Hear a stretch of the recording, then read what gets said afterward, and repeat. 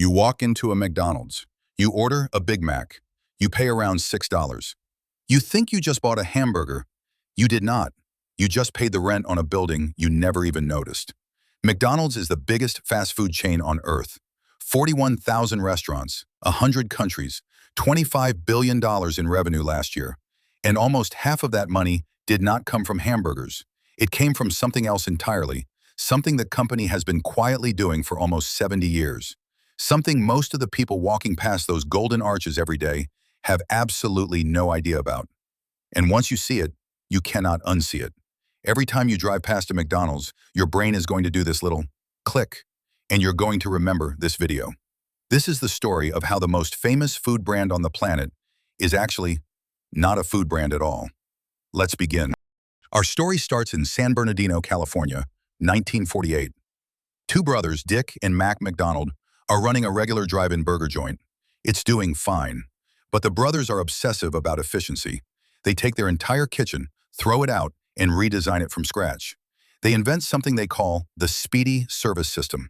No waiters, no plates, no silverware.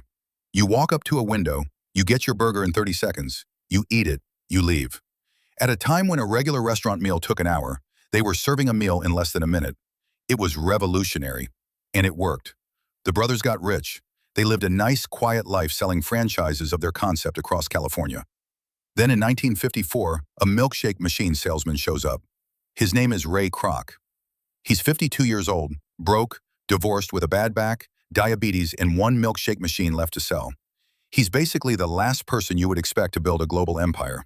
But Ray walks into the McDonald's brothers restaurant, sees the line of customers wrapped around the block, and his jaw hits the floor. He says, "Gentlemen, I want to franchise this everywhere." The brothers shrug. They say, "Sure, go ahead." And this is the part nobody tells you. In those early years, the McDonald's franchise model barely made any money. Ray was opening restaurants, the brothers were getting their tiny royalty cut, but Ray himself was almost broke. He was working 16 hours a day, and his wife was about to leave him because they had nothing in the bank. Then a man named Harry Sonneborn walked into his office. Harry Sonneborn was a finance guy, quiet, sharp, the kind of person who looks at numbers and sees patterns nobody else sees. He sat down with Ray Kroc in 1956 and basically said, "Ray, you are running this business wrong. You are not in the hamburger business." Ray says, "Excuse me?" Sonneborn pulls out a piece of paper. He says, "Look, right now when somebody wants to open a McDonald's franchise, you let them find their own location. They sign their own lease. They handle their own building.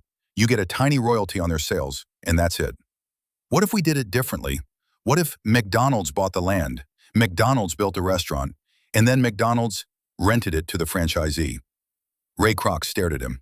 Sonneborn continued, "The franchisee still pays you the royalty on burgers. That hasn't changed. But on top of that, now they also pay you rent. A big, fat, marked up rent. Every month. Forever. Whether they sell 5,000 burgers or 50,000. And if the franchise grows, you raise the rent."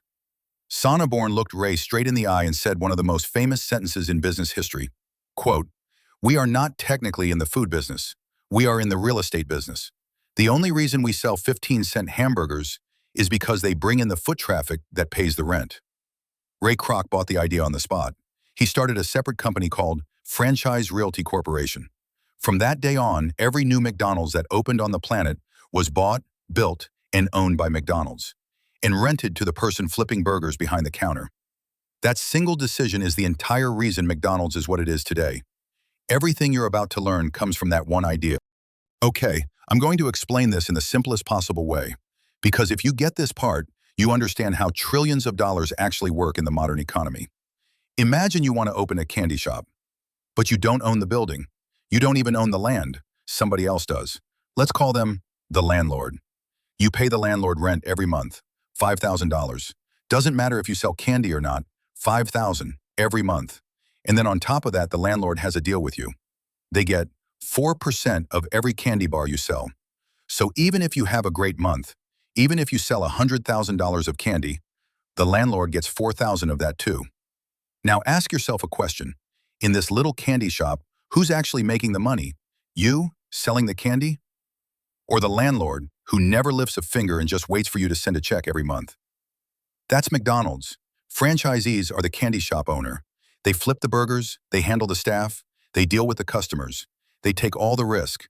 And McDonald's, the corporation, is the landlord, quietly collecting rent on 40,000 buildings around the world. But here's where it gets even cleverer, because McDonald's isn't a normal landlord. A normal landlord charges you market rent. Whatever the building is worth in the area, McDonald's charges you way more, sometimes 2 or 3 times more than market rent, because the franchisee has no choice. If you want the brand, the menu, the supply chain, the marketing, you have to take the building, and the building comes with a lease. So the franchisee pays an inflated rent for a building that McDonald's bought decades ago and has fully paid off.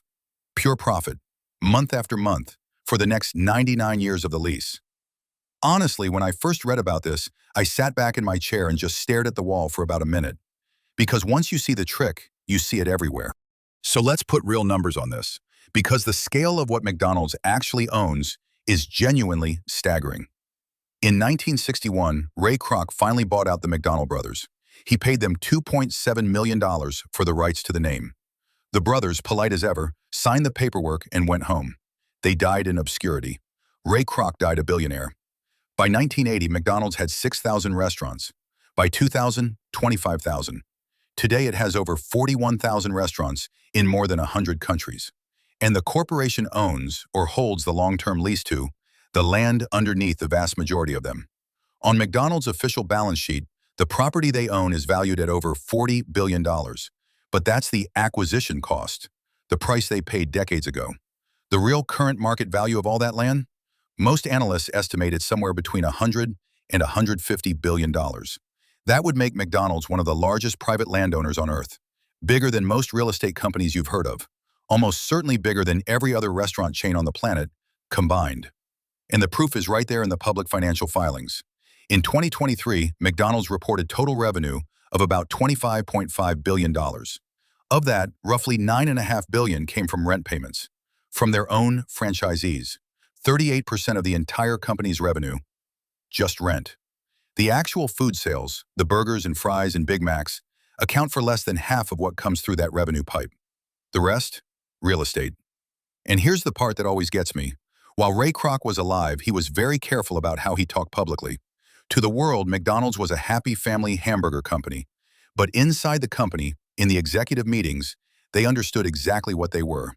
Sonneborn's quote, "We are not in the food business, we are in the real estate business," was the actual operating principle.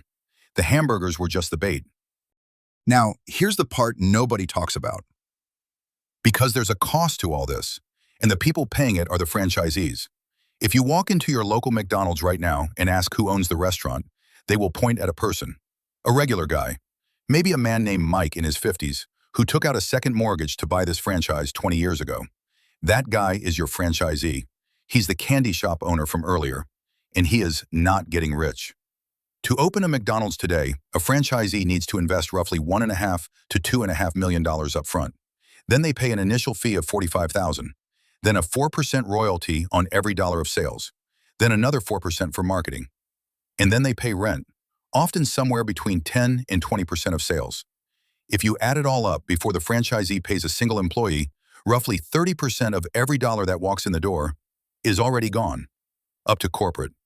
So when you read that McDonald's franchisees are striking, complaining, refusing to refurbish their stores, this is why. The math is razor tight. And when beef goes up, or labor goes up, or a new Big Mac sauce comes out and flops, it's the franchisee who absorbs the loss, not corporate. And here's the brutal irony. The reason McDonald's doesn't really care if a single franchise has a bad year is that they don't make their money from the food anymore. They make it from the rent, and the rent shows up no matter what. In 2016, a Hollywood movie called The Founder came out. Michael Keaton played Ray Kroc. The movie actually told this entire story with surprising bluntness. And here's what I think about every time I drive past those golden arches. The movie made about $13 million at the box office. McDonald's, that same year, made about $6 billion in profit. The story was out there. Most people just never thought it was important enough to remember. So what's the actual lesson here? Because it's not, don't eat at McDonald's. The real lesson is something much bigger. And once you see it in McDonald's, you start seeing it everywhere. The brands you assume are selling you a product, most of the time they're not.